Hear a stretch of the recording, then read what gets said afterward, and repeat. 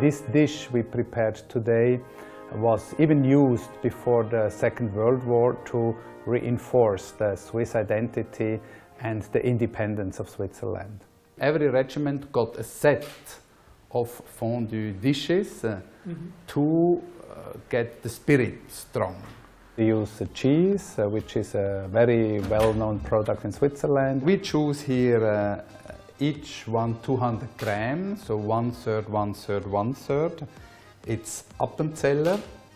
It's quite a tasty cheese from a very small canton. In Appenzell, the men refused the women to vote until the Constitutional Court of Switzerland forced them to give the women the right to vote. Emmental is an area in Switzerland. They forgot to get the intellectual property for Emmentaler. So this brand or this name is not protected. So nowadays Emmentaler is produced everywhere.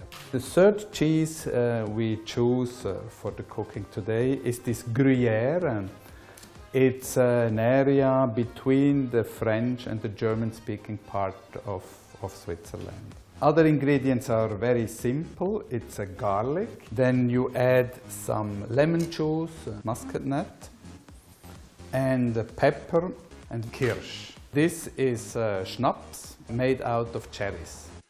The pot is called caclon. And it is very important after you prepare the fondue on the oven that it is kept hot. So you have this little kind of heater on the table where the caclon sits on. It's never metallic, it's always ceramic. For the taste and for the distribution of the heat. Swiss fondue is a very traditional dish which was first described in 1699 in a booklet published in Zurich. The other main ingredient is wine, which is also widely produced in Switzerland. You use a dry wine. So if you use a sweet or semi-sweet, it can happen that the cheese doesn't mix with the wine. It is from Valais, canton of Valais, which is in the southwest part of Switzerland.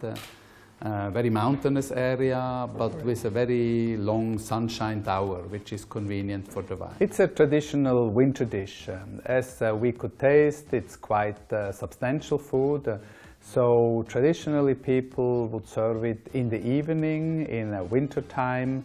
You have not so much sunshine, so you need something to lighten you up internally. So fondue is a very good dish for this kind of events. Now we are a big group of cooks. Usually the housewife has to do everything alone. And then you start to stir slowly to have the cheese melted. The name fondue comes from fondre, which means to melt. So already the name shows that the French influence for this dish was very strong. In the beginning, when it's not totally hot yet, you get these different phases.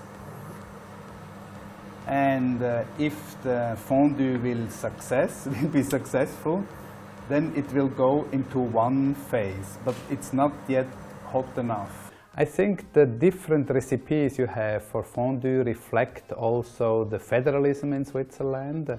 Each region has its own tradition, each region has its own taste.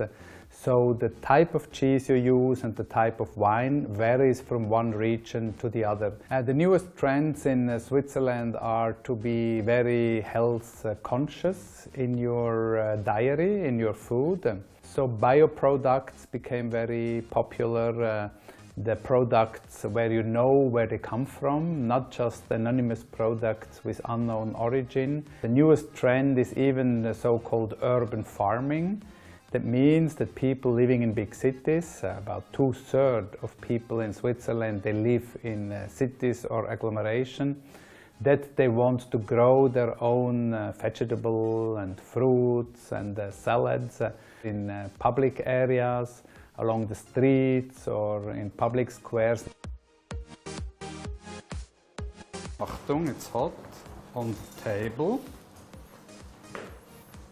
On this little. And now the guests, they sit down and start to eat. Because you cannot wait now.